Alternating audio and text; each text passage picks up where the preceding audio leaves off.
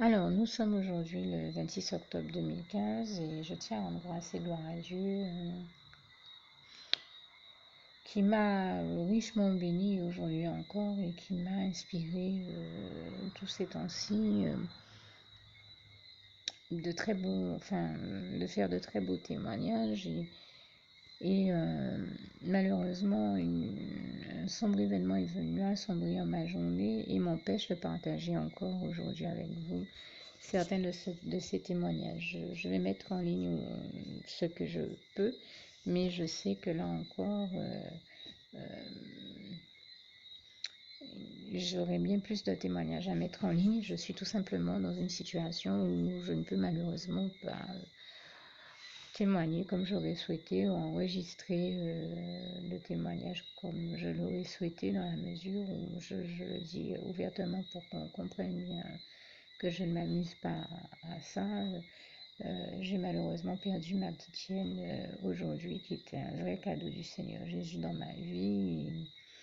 Mais forcément, je ne peux pas faire des témoignages où je suis en train de sauter de joie ou j'en sais trop rien.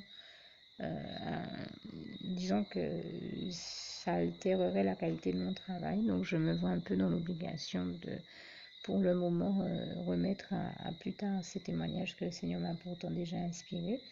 Mais tout simplement, je ne suis pas encore en état de les enregistrer, mais comme j'ai envie de dire, ce n'est que partie remise dans la mesure où dès que les choses iront mieux, que moi-même j'irai mieux, que la situation ira mieux et qu'elle sera rétablie, totalement rétablie, je sais que ça ira beaucoup mieux. Je rends déjà grâce et gloire à Dieu par la foi et par avance pour tout ce qu'il va faire et pour la manière dont il me consolera par le biais de son Saint-Esprit, parce que je m'y attends vraiment, et à ce niveau-là, je rends déjà grâce et gloire à Dieu, à l'éternel, notre merveilleux Dieu d'amour, lui seul c'est par la voix de son Saint-Esprit consoler tous les cœurs de la meilleure manière qu'il soit. Je pense à ce passage de Jean 14, verset 26, où il est écrit, où il est bien, bel et bien question du Saint-Esprit, hein, ce merveilleux consolateur, et je lui en rends grâce et gloire.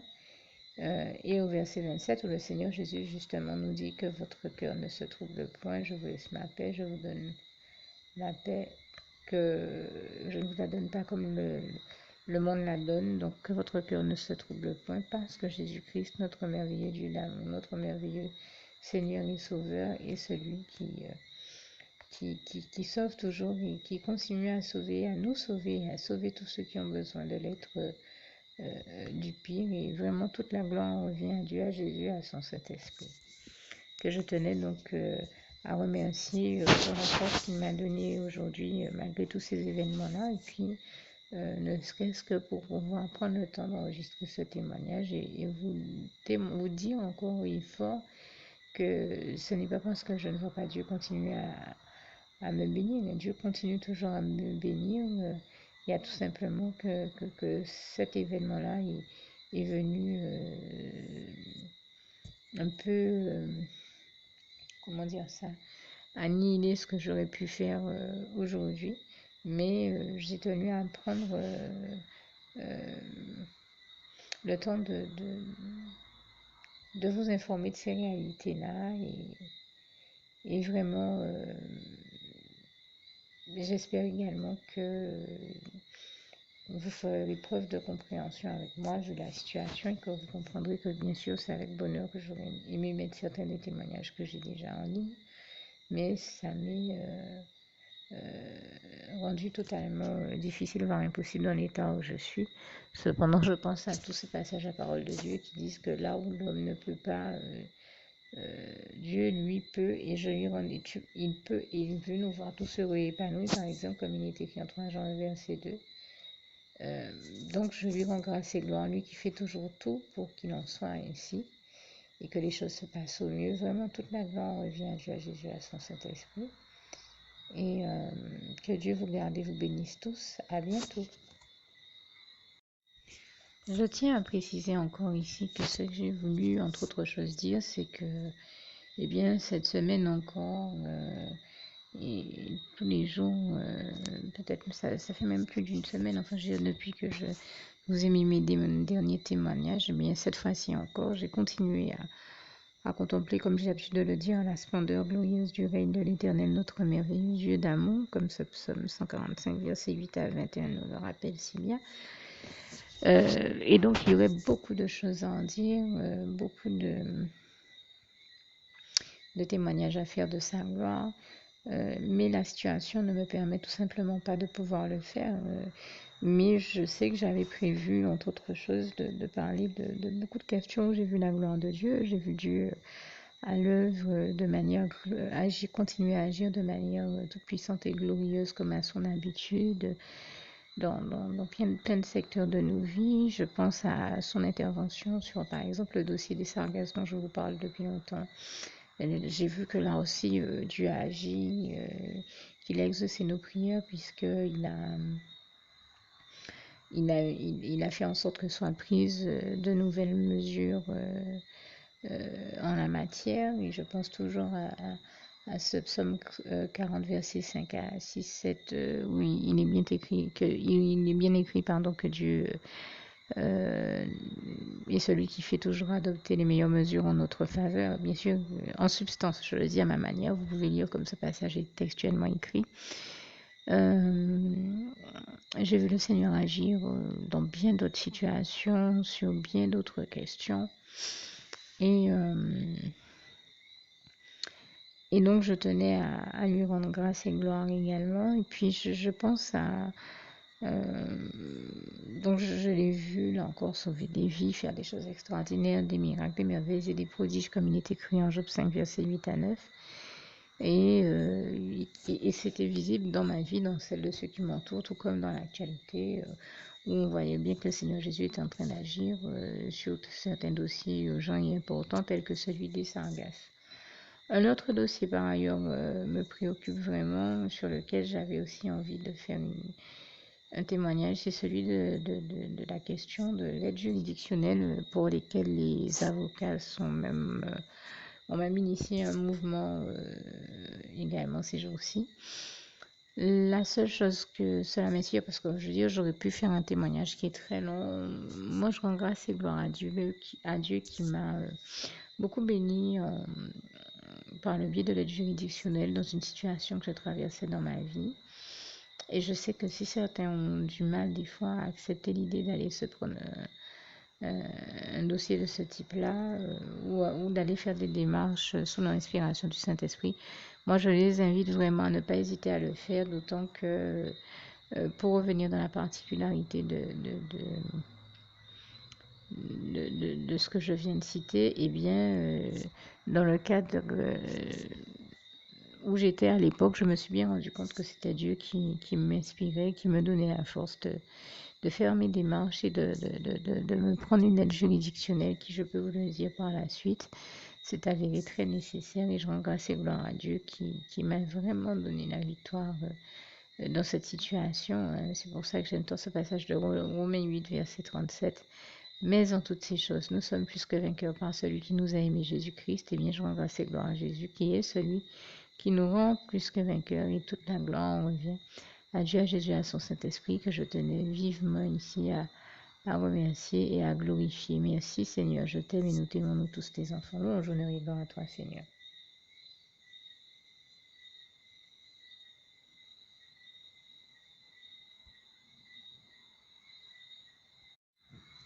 Alors oui, bien entendu, ça me paraissait important.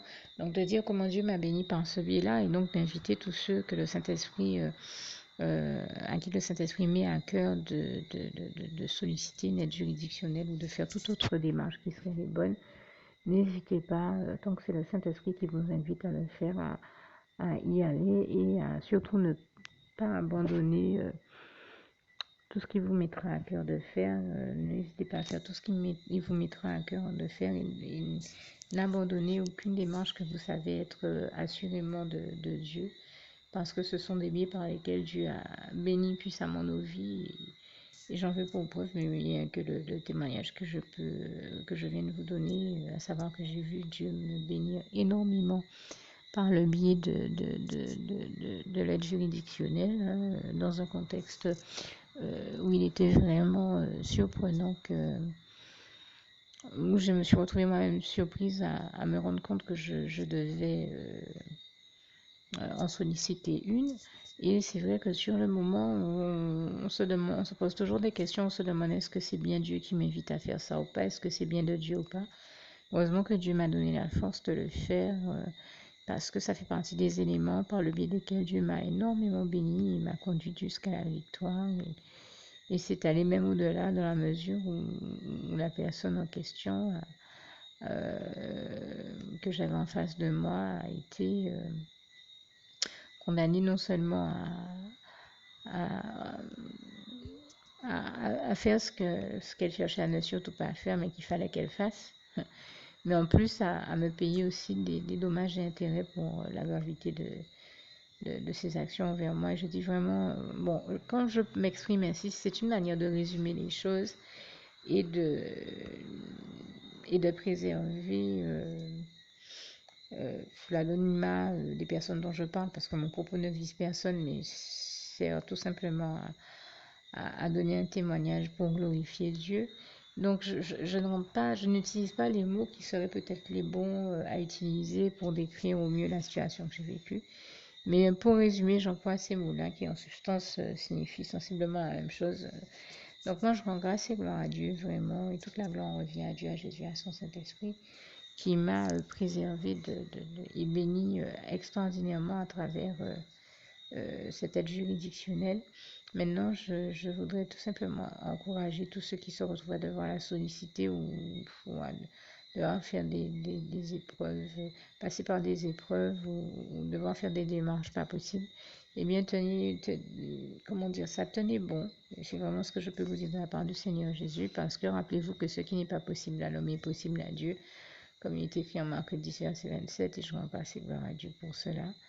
Donc, je vous invite à tous tenir bon et puis à ne pas, surtout pas hésiter aussi à prier bien, pour cette question qui est en débat en ce moment de l'aide juridictionnelle et n'hésitez pas à me rejoindre sur ce point de prière parce qu'il me paraît, même si moi je n'en ai pas besoin pour le moment, mais il me paraît vraiment nécessaire de prier. Tout comme j'ai fait prier, j'ai invité tous ceux qui le pouvaient à prier sur la cause entrepreneuriale en Guadeloupe, aux Antilles, dans la Caraïbe et partout ailleurs où c'est nécessaire. Eh bien, voilà encore une cause qui me paraît être concrète. Donc, n'hésitez pas à me rejoindre sur ce point de prière concernant le dossier des eaux, enfin, concernant le dossier dont je vous parlais déjà. Que Dieu vous garde et vous bénisse tous. À bientôt.